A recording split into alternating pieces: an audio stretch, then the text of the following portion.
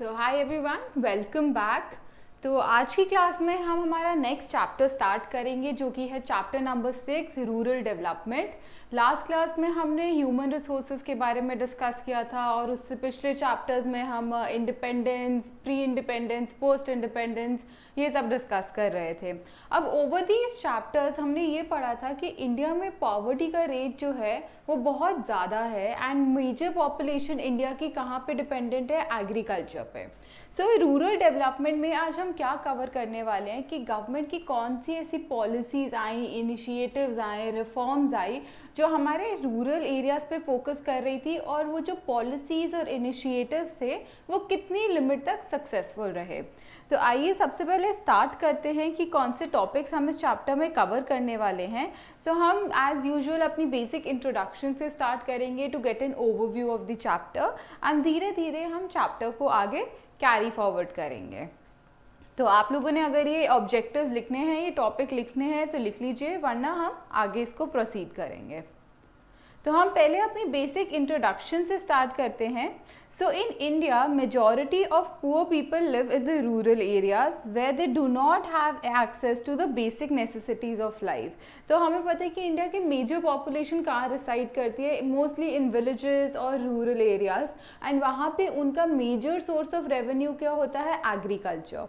But हमने ये भी पढ़ा था लास्ट चैप्टर में कि एग्रीकल्चर जो है वो बहुत ही स्लो रेट पे ग्रो कर रहा है, वेराज जो हमारा इंडस्ट्रियल और सर्विस सेक्टर है इसका रेट ऑफ ग्रोइंग जो है वो इंक्रीज होता जा रहा है।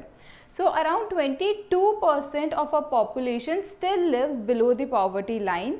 The share of agriculture sector to GDP was on a decline and there has been an increase in the share of the industrial and service sectors. तो हमारी almost 22% of the population is below poverty line और हमारा agriculture sector का जितना growth rate होना चाहिए, क्योंकि हमारी मेजर पॉपुलेशन उसी पे डिपेंडेंट है, उतना ग्रोथ रेट आ ही नहीं रहा।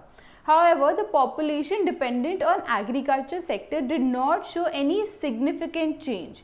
The real progress of India is possible only when the rural areas and the rural people are developed so that the overall development objective of India can be achieved. So until and unless rural areas aren't developed, हमारा India का overall development objective achieve ही नहीं होगा। क्यों? क्योंकि India की majority of population जो है वो villages और backward area में reside कर रही है। तो अब सबसे पहले हम स्टार्ट करेंगे हमारे क्वेश्चन नंबर 1 जो कि हमारा बेसिक क्वेश्चन है which talks about the meaning of rural development. अब रूरल डेवलपमेंट टर्म से हम लोग क्या समझते हैं? अब आप टर्म को ही स्प्लिट करिए। एक आ गया आपका रूरल। रूरल मतलब विलेजेस या आपके backward area and which are not specifically related to towns and cities, okay. And then your second term development. Development का मतलब क्या होता है? एक ग्रोथ, एक increase in the basic standard of living, okay.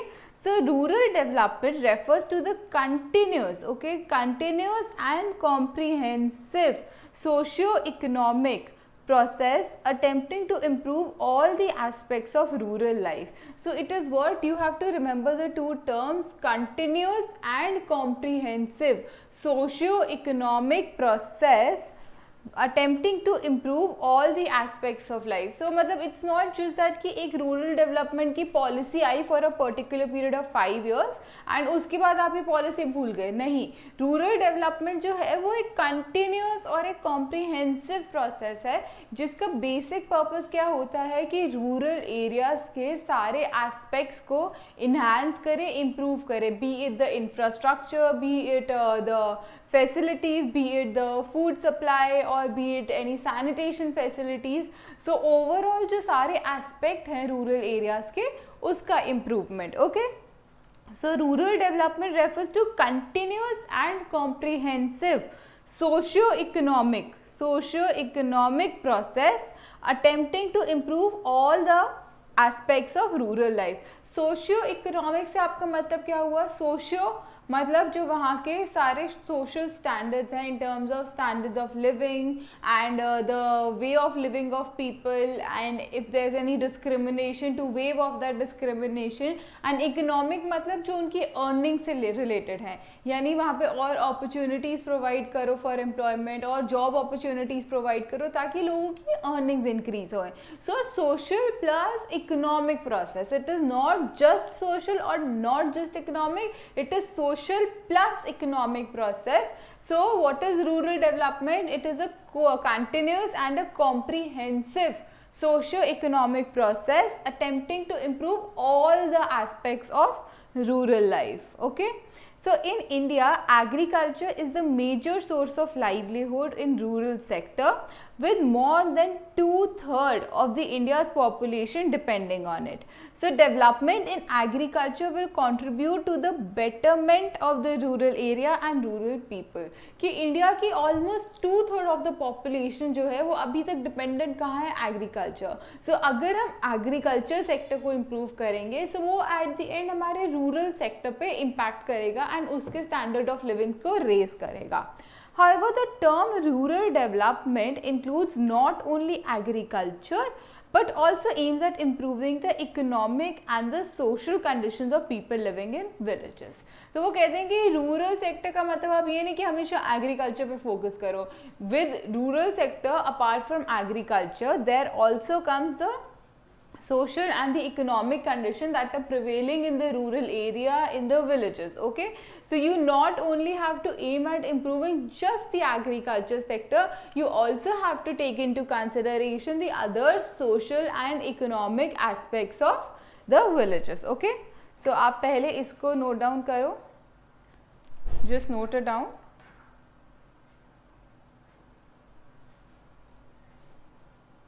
ये आपका basic what is rural development.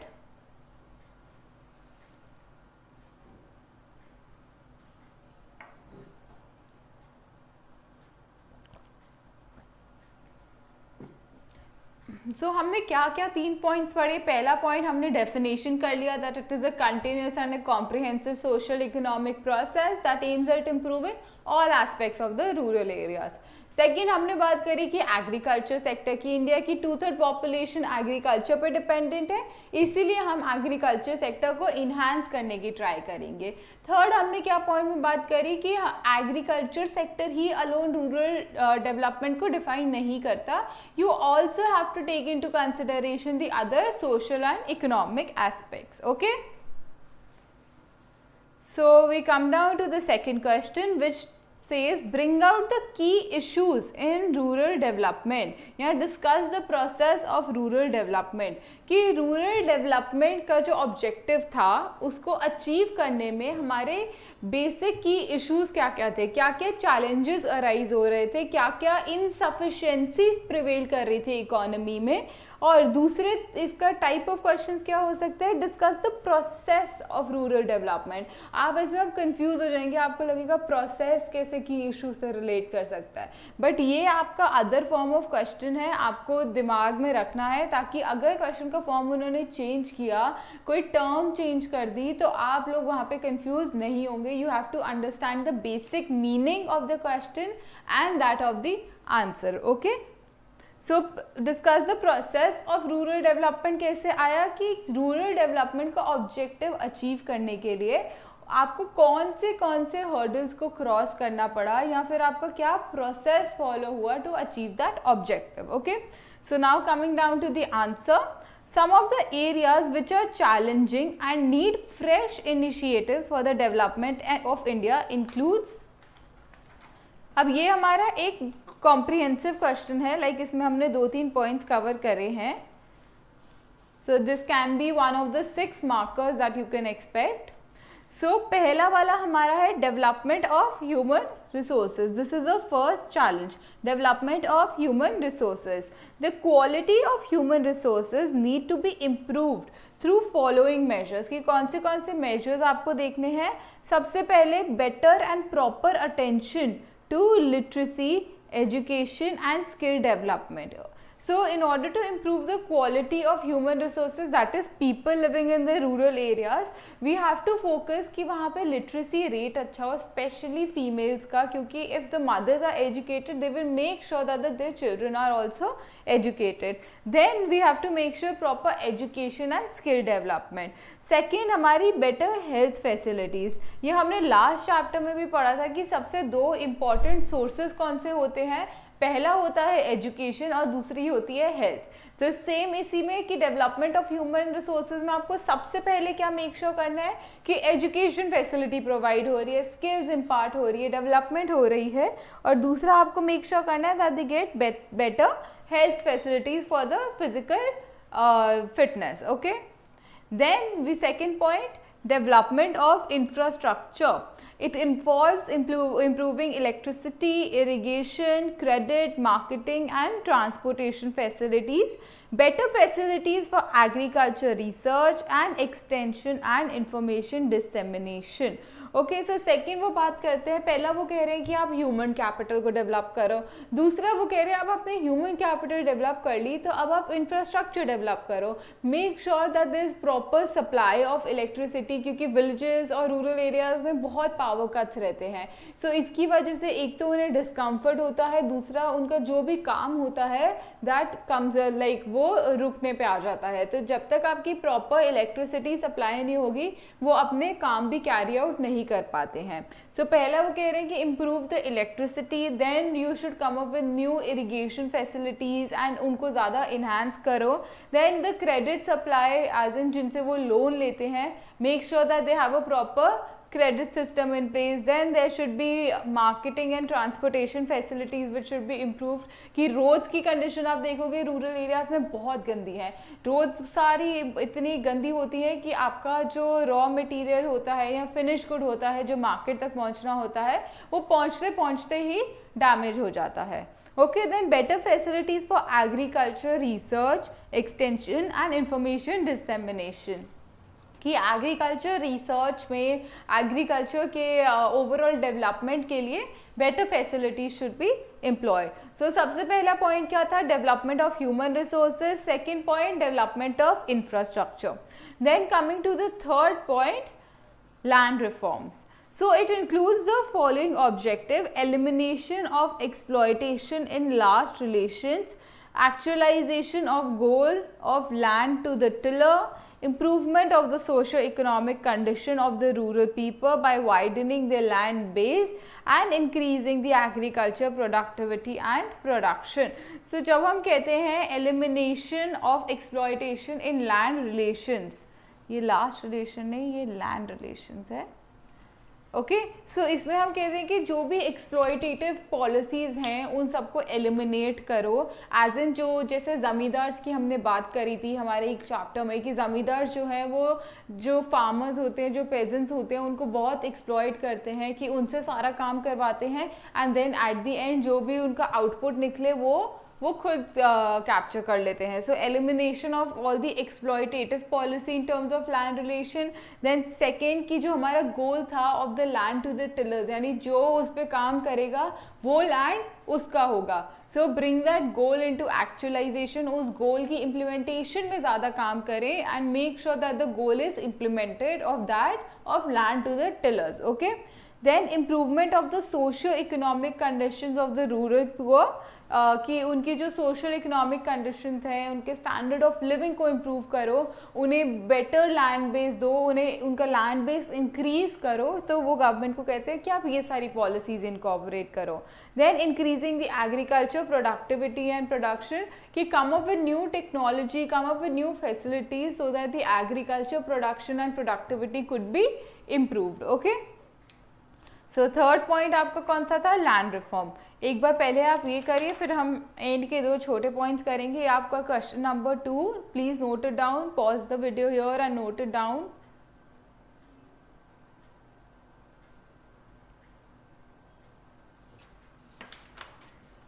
फिर इसका फर्स्ट पॉइंट यहाँ पे है, यहाँ पे वीडियो पॉज करो.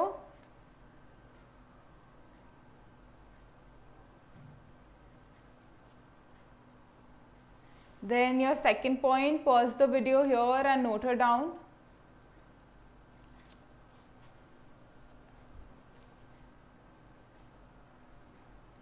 Then this is your third point.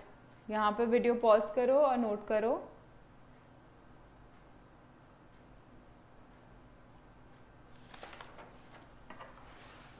Then we move forward to the fourth point, which says alleviation of poverty. Around 30% of the population is still below the poverty line, so there is a serious need for taking serious steps for alleviation of poverty and bringing significant improvement in the living condition of the weaker section.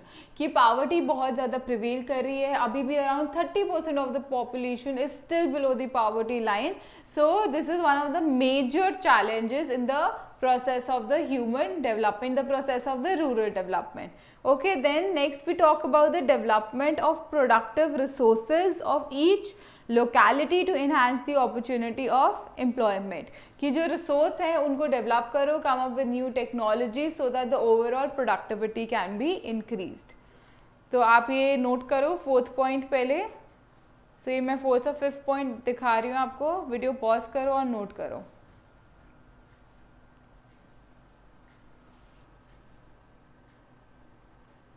Okay so अब हम एक बार फटाफट ये पांचों points revise करते हैं. What are the challenges of the rural development? First, development of human resources. Second, development of infrastructure. Third, land reforms. Fourth, poverty alleviation. And fifth, development of productive resources. तो तीन तो आपके development से related हो गए, development of human resource, infrastructure and of productive resources. And then fourth point आपका लैंड रिफॉर्म्स, फिफ्थ आपका एलिविएशन ऑफ पॉवर्टी. तो जब हम अपने रिविजनरी पॉइंट्स लिखेंगे एंड में, जहां हम सिर्फ पॉइंट्स लिखते हैं, तो वहां पे भी हम इनको ऐसे ही लिखेंगे ताकि आपको याद रहे कि डेवलपमेंट जो है उससे तीन पॉइंट्स अराइज हो रहे हैं, and then fourth and fifth point. Okay, so moving forward, अब हमने बात करी कि रूरल डेवलपमेंट क्या होती है. हमें बेसिक डेफिनेशन पता चल गई that it is the continuous and comprehensive socio economic process of improving all aspects of rural life. उसके बाद हमने बात करी अब हम रूरल डेवलपमेंट करना तो चाह रहे हैं, बट इसके चैलेंजेस क्या हैं, उसमें हमने 5 पॉइंट्स डिस्कस करिए, यानी उसके की इश्यूज के या फिर process of rural development.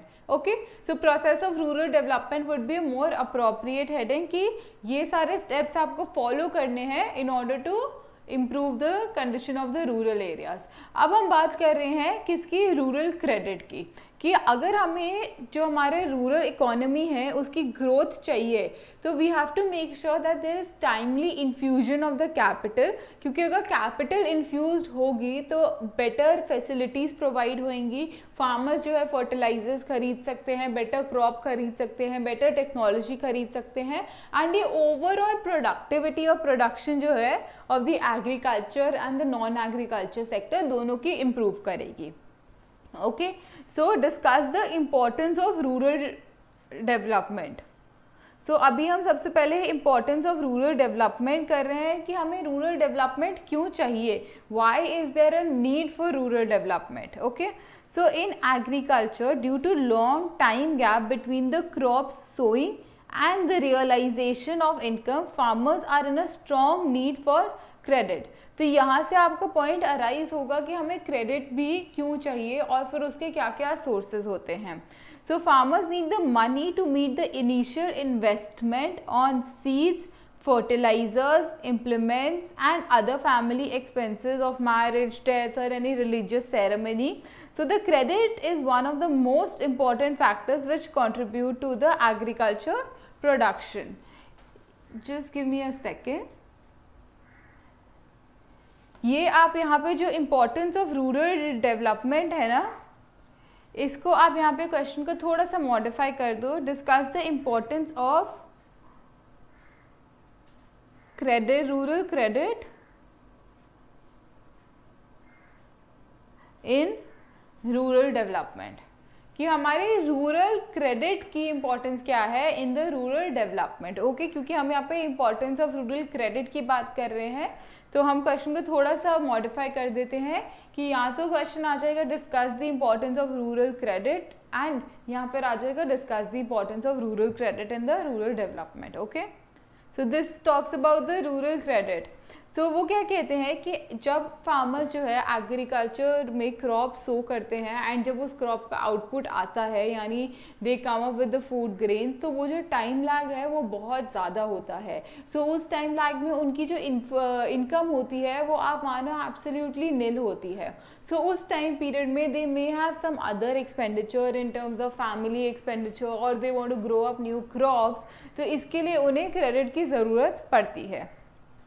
So the credit is one of the most important factors which contribute to the agricultural production, and efficient and effective rural credit delivery system is crucial for raising the agriculture productivity and incomes.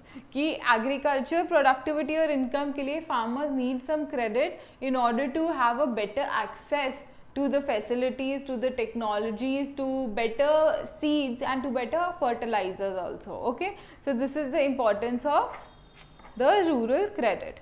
तो question note करो सबसे पहले अपना and then उसके बाद answer.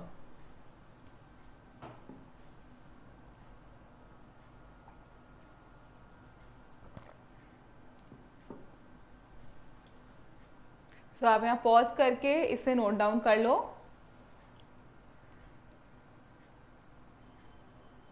Okay तो अभी हमने पढ़ा कि इम्पोर्टेंस ऑफ रूरल क्रेडिट क्या होता है, कि रूरल क्रेडिट हमें चाहिए ही क्यों, क्या फार्मर्स को ऐसी कौन सी ज़रूरत है जो उन्हें रूरल क्रेडिट चाहिए, why can't they generate their own income from their agriculture. Okay so अब हम बात करेंगे कि सिंस रूरल क्रेडिट की इतनी इंपॉर्टेंस है कि अगर प्रॉपर रूरल क्रेडिट सिस्टम हो, एफिशिएंट एंड इफेक्टिव सिस्टम हो, तो ही हमारी agriculture productivity and at the end हमारा standard of living of the rural areas will increase. अब ये जो रूरल क्रेडिट के सोर्सेज क्या क्या होते हैं, कहाँ कहाँ से उन्हें ये क्रेडिट मिल सकता है। सो बेसिकली रूरल क्रेडिट के दो सोर्सेज होते हैं, एक आपका non institutional sources which are your informal sources basically, और एक आपके institutional sources which are your formal sources basically. So when we talk about the non-institutional sources, so first question, what are the two sources from which farmers can raise loans? हमने बात करी institutional source and non-institutional source. Briefly discuss the non-institutional source of the rural credit. ये आप note down कर लो पहले। अब हम बात करेंगे सबसे पहले non institutional source of rural credit की। The non institutional sources have been the traditional sources of the agriculture credit in India. कि जो हम आज तक पढ़ते आ रहे हैं कि फार्मर्स लोन्स कहाँ से लेते हैं, मनी लेंडर से लेते हैं, ज़मींदार से लेते हैं, तो नॉन इंस्टीट्यूशनल सोर्सेज हमारे ये सारे सोर्सेज हैं which are basically the informal sources. And farmers को सबसे ज़्यादा एक्सप्लॉइट कौन करते हैं, ये non institutional sources only. So the major non institutional sources are first money lenders. So money lenders have been advancing a major share of farm credit. The peasants, that is farmers, are exploited through the exorbitant अगर आपको word नहीं याद होए, and obviously आप exam में इतनी vocabulary नहीं याद कर सकते हैं, you have to understand the meaning of the point. So ये point हमारा क्या कहता है कि जो money lenders होते हैं, they give the credit to the farmers to carry out their operations, and the terms of the credit are such कि farmers वो credit वापस पे ही नहीं कर पाते, they charge a very high rate of interest, तो farmers वो interest ही पे करता रह जाता है और वो principal पे कर ही नहीं पाता। So the money lenders have been advancing a major share and the farmers are exploited through exorbitant की जगह आप लिख दो very high rate of interest. Quite frequently their accounts are manipulated without their knowledge. कि farmers अब educated तो होते नहीं है, ना ही उन्हें ये क्रेडिट सिस्टम और ये सब इतना समझ आता है, तो मनी लेंडर्स क्या करते हैं, वो चुपके से उनके अकाउंट को ही मॉडिफाई कर देते हैं कि नहीं तुमने ये रेट ऑफ इंटरेस्ट नहीं पे किया, नहीं मार्केट में रेट ऑफ इंटरेस्ट ज़्यादा चल रहा है तो अब हम तुमसे ज़्यादा चार्ज करेंगे। And farmers who are in need of money they generally don't spoil their relationship with the money lender, क्योंकि उन्हें पता है कि जब उन्हें ज़रूरत होगी तो वो मनी लेंडर से बहुत ईजिली ले सकते हैं। तो सबसे पहला सोर्स आपका क्या होगा, money lenders, but you have to also remember that money lender is the most exploitative source. They exploit the farmers by charging a high rate of interest and they quite frequently manipulate the accounts also without their knowledge. Okay, then second source आपका क्या हो गया, relatives. So the cultivators borrow funds from their own relatives in times of crisis. These loans are a kind of informal loans and carry no interest and are normally returned after the harvest. So अब क्या होएगा कि farmers के पास अगर कोई अच्छे relatives हैं जो कि वेल ऑफ हैं या जो लोन प्रोवाइड कर सकते हैं, तो instead of going to the money lenders the farmers can go to the relatives also.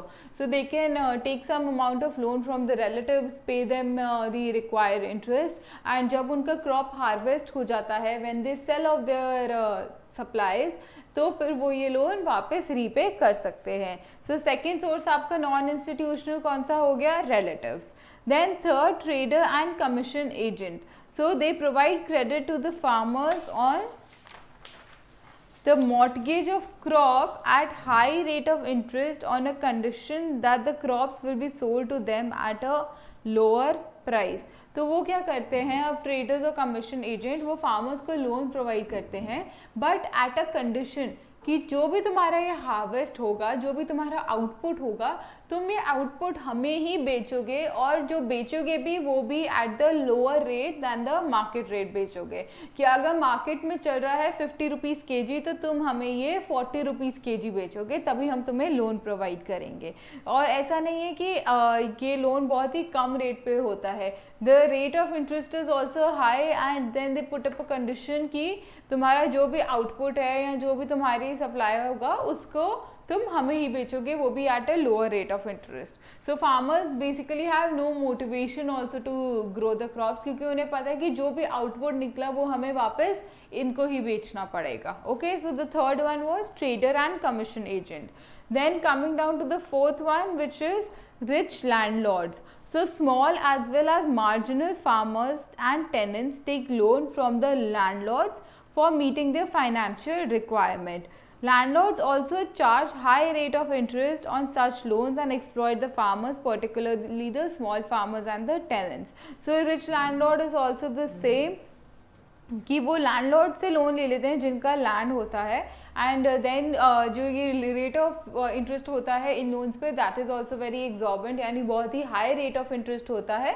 So farmers are at the end unable to pay such high rate of interest, and उसकी वजह से वो बहुत losses में चले जाते हैं.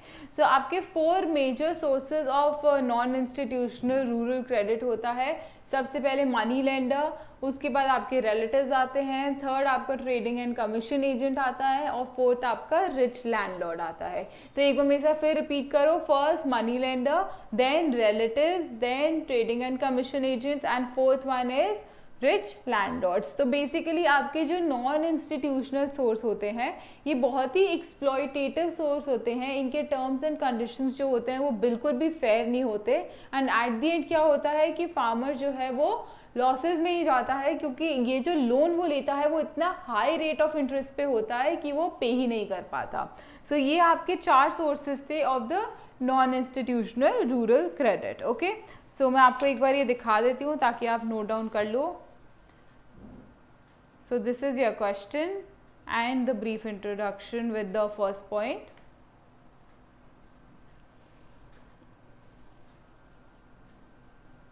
Then this is second and the third point.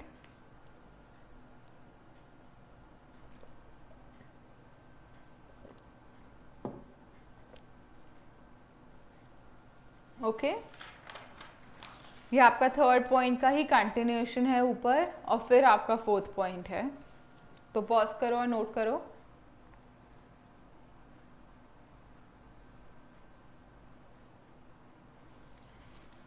सो अब हम नेक्स्ट बात करेंगे किसकी? इंस्टीट्यूशनल सोर्सेज की. तो सबसे पहले हम बात करेंगे कि why government felt the need to have institutional sources. जब नॉन इंस्टीट्यूशनल सोर्सेज चल ही रहे थे तो गवर्नमेंट को क्या ज़रूरत थी? इंस्टीट्यूशनल सोर्सेज लाने की. तो आप खुद ही इस पॉइंट को सोचो कि गवर्नमेंट क्यों लाना चाहती थी इंस्टीट्यूशनल सोर्सेज. हमें ये पता है कि नॉन इंस्टीट्यूशनल सोर्सेज जो हैं वो बहुत ही एक्सप्लॉयटेटिव हैं, their terms and conditions were not fair, and then जो फार्मर्स होते थे वो उनको वो बहुत ही ज़्यादा एक्सप्लॉयट करते थे, एंड उनका सारा जो इनकम होता था वो इन लोन्स और इंटरेस्ट पे करने में ही निकल जाता था.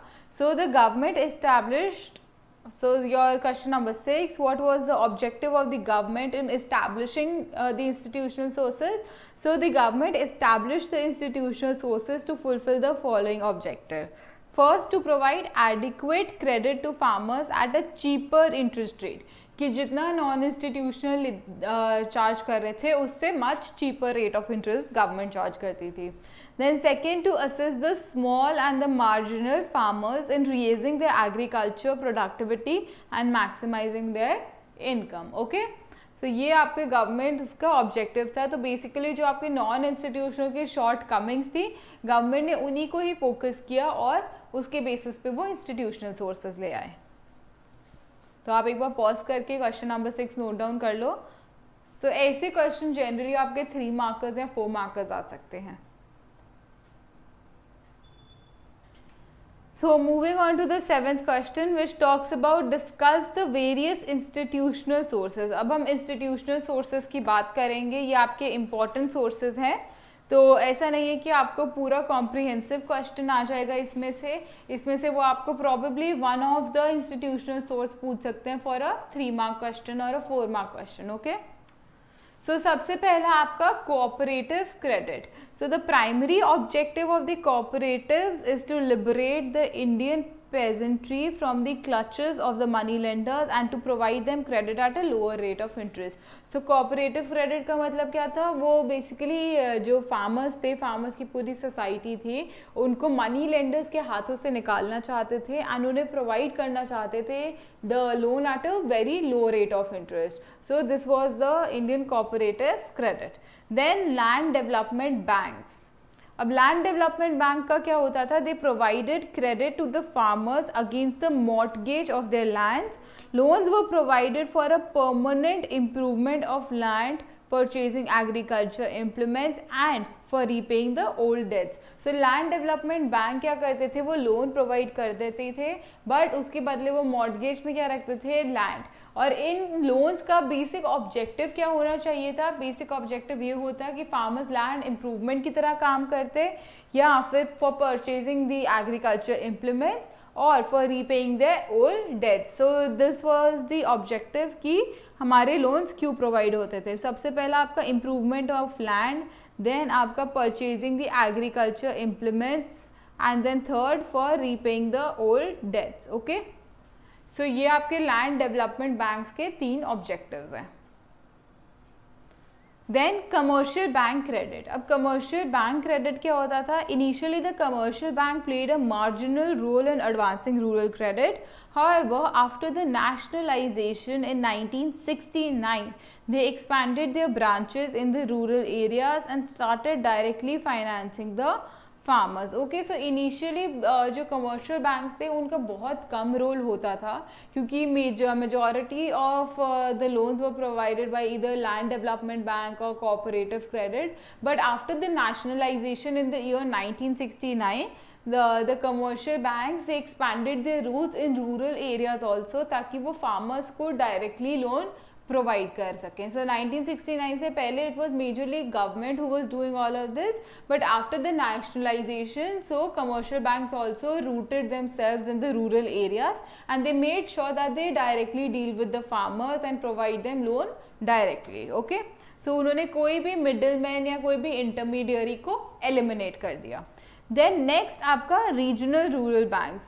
So they are opened up in those areas where there was no banking facility. The main objective is to provide credit and other facilities. ये double हो गया है, इसको आप delete कर दो.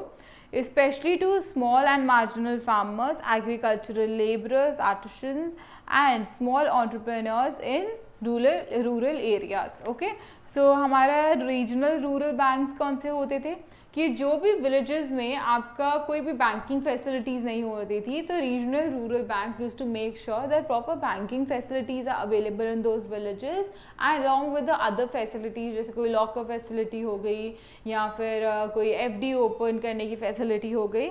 सो इनका बेसिक ऑब्जेक्टिव क्या था? To provide credit and other facilities and they were mainly focusing on the small and the marginal farmers, या फिर जो बहुत ही छोटे क्राफ्टमैन होते थे, आर्टिशंस होते थे, या एग्रीकल्चरल लेबरर्स होते थे. तो उनका बेसिक जो ऑडियंस थी, बेसिक टारगेट जो था वो था ये स्मॉल और मार्जिनल फार्मर्स को और आर्टिशंस को फोकस करना. ओके, सो ये आपका रीजनल रूरल बैंक. हमने अभी तक कौन सा पढ़ा? Cooperative, then land development, then commercial banks, और अभी हमने पढ़ा रीजनल रूरल बैंक्स. ओके, एक बार हम आगे का पॉइंट कर लेते हैं, उसके बाद I will just show you guys the answer so that you can note down. फिर हमारा फिफ्थ पॉइंट आता है the government. So the loans provided by the government are known as Takabi loans and are lent during the emergency or distress like floods, famines or some disasters. The rate of the interest charged against such loan is as low as 6%. So अब government क्या कर रही थी कि in terms of any disaster that has taken place, be it an earthquake or floods or famines, so government in durations में loan provide करती थी, and these loans were at a very low rate of interest. Okay, low as 6%. So government was also one of the major source of institutional credit. Next हमारा आता है नबार्ड. ये आपका important है for a 3 marker point और a note. So the national bank for agriculture and rural development, जिसे हम abbreviate करके बोलते हैं NABARD. It is the apex bank, यानी the major bank which coordinates the functioning of different financial institutions working for the expansion of rural credit. जैसे आपका India में supreme court होता है, it is the apex court, यानी जो highest authority है जो बाकी कोर्ट्स की रूलिंग को भी देखती है. उसी तरह आपका नबार्ड जो था वो एपेक्स बैंक था, जो बाकी बैंक्स की और जो रूरल क्रेडिट इंस्टीट्यूशंस थे उनकी फंक्शनिंग को देखता था. So its objective is to promote health and strength of the credit institutions, namely the cooperatives, the commercial banks and the regional rural banks. Besides improving the finance to credit institutions, NABARD also provides financial institution to non-farm sector to promote integrated rural development and prosperity of the backward area. So NABARD का basic objective क्या था कि जो भी credit system है उसको strengthen करो, improve the overall functioning of the credit system, and जो भी इंस्टीट्यूशंस हैं who are promoting the institutional credit like your cooperative banks, your commercial banks or your regional rural banks, इन सबको इकट्ठा करो, coordinate करो, इनके फंक्शंस को स्ट्रेंथन करो, और ना ही सिर्फ एग्रीकल्चर एरियाज में बल्कि बाकी के नॉन एग्रीकल्चर एरियाज को भी प्रमोट करो. So NABARD was the apex bank which was overseeing the functioning and the strength of all these credit institutions. Okay, so this is an important one, NABARD. And next आपका आता है self help groups. So self help groups bank linkages, आप इसको SHG करके abbreviate कर सकते हो आगे रेफरेंस देने के लिए. So programme for micro finance SHG has emerged as a major micro finance programme in the country in the recent years. अब सेल्फ हेल्प ग्रुप्स होते क्या हैं? Their focus is largely on the rural credit, rural poor who have no sustainable access to the formal banking system. So their target groups comprises of small and marginal farmers, agricultural and non-agricultural laborers and artisans. SHG promote thrift in small proportion by minimum contribution from each member. From the pooled money, credit is given to the needy member at a reasonable rate of interest. So basically SHG क्या होता था कि a group of people used to come together and वो हर month कुछ minimum savings करते थे, and वो minimum savings जो थी वो पूल इन होती थी उस ग्रुप में, एंड ये फिर डिसाइड होता था कि वो ग्रुप में सबसे ज़्यादा नीडी पर्सन कौन है, किसको अभी इस टाइम पे लोन की ज़रूरत चाहिए, लोन की रिक्वायरमेंट है. सो जो सबसे ज़्यादा लोन की जिसे रिक्वायरमेंट होती थी उसे वो पूल्ड मनी दे दिया जाता था, एंड वो पूल्ड मनी जो होता था वो at a very low rate of interest दिया जाता था, एंड उसकी इंस्टॉल इंस्टॉलमेंट्स भी बहुत छोटी होती थी. So it was like a group cooperation की ग्रुप जो होता था वो आता था, they use to pool in money, they use to pool in their savings, and then this pooled money और pooled saving was provided to the member who needed the most, and the member was among the group only. So from the pooled money, the credit was given to the needy member at a reasonable interest rate, which was to be repaid in small installments.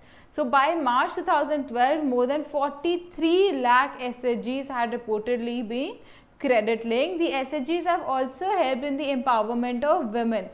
Ki even women had made a lot of self-help groups for their mutual benefits. However, the borrowing are mainly confined to the consumption purpose and negligible proportion is borrowed for productive use. कि majorly loan किसके लिए लिया जाता था? For the purpose of consumption for the purpose of household only. Okay? So आपके इसमें सबसे दो important sources कौन से हैं? आपका NABARD और second one आपका SHG. Okay? तो मैं आपको एक बार आंसर दिखा देती हूँ. आज की क्लास में हम इसी क्वेश्चन तक करेंगे. आप लोग प्लीज़ एक बार आंसर देखिए, पॉज करो वीडियो को और नोट करो.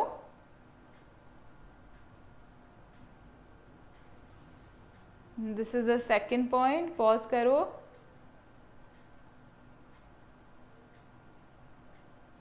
Then your third point, pause it and note it.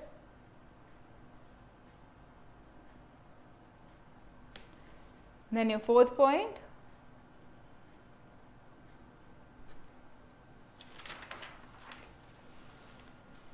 Then comes the fifth point, the government.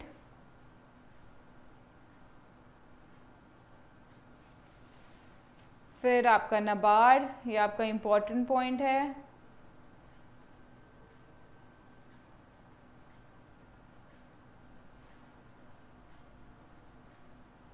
ये आप पूरा point नोट डाउन कर लो.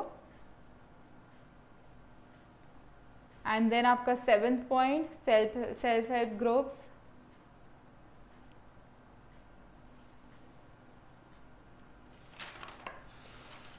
ये आपका सेवेंथ पॉइंट ही कंटिन्यू हो रहा है.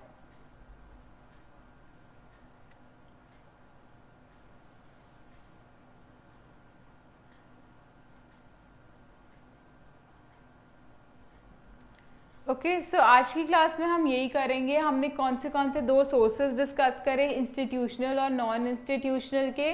नॉन इंस्टीट्यूशनल में आपके मनी लेंडर्स आते हैं, रिच लैंडलॉर्ड्स आते हैं, रिलेटिव्स आते हैं, ट्रेडर्स एंड कमीशन एजेंट्स आते हैं. और इंस्टीट्यूशनल कौन से होते हैं? आपके कोऑपरेटिव बैंक्स हो जाते हैं, commercial banks, regional rural banks होते हैं, आपका NABARD आ जाता है इसमें. Then government also has some role to play, और आपके सेल्फ हेल्प ग्रुप्स. तो आप लोग ये सारे नोट्स को प्लीज़ कॉपी डाउन कर लेना. एंड हम नेक्स्ट क्लास में इसमें आगे मूव फॉरवर्ड करेंगे, जिसमें हम इसको आगे प्रोसीड करेंगे. हम देखेंगे कि गवर्नमेंट कौन सी पॉलिसीज़ ला रहा है, and we'll see a critical appraisal of these policies and the various reforms that are coming. So this is for today's class. I'll see you guys in the next class now. Thank you so much.